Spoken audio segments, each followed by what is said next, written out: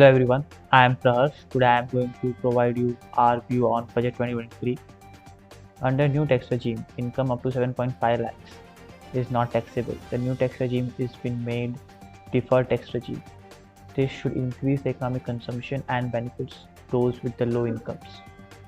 By cutting the surcharge to the incomes of 5 crore to 25%, the national tax system seeks to leave the top marginal tax rate from 42.74% to 39%.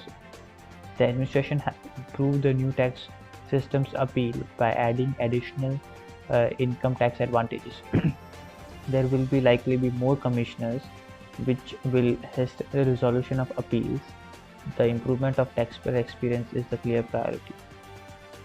Budget says that there will be no capital tax gain if physical gold is converted to electronic gold.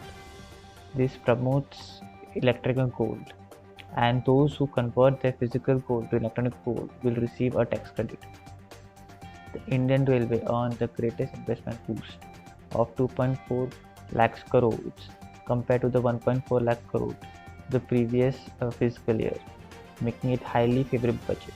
This increase in capital expenditure will be a true game changer, enabling construction of new infrastructure, modernization of stations, improved passenger safety and security measures, 35 hydrogen-fueled trains, 4,500 newly built vehicle passenger coaches, 5,000 LHP coaches, 58,000 wagons, and the modernization of 1,275 railroad terminals are all included in the budget's anticipated capital expenditure.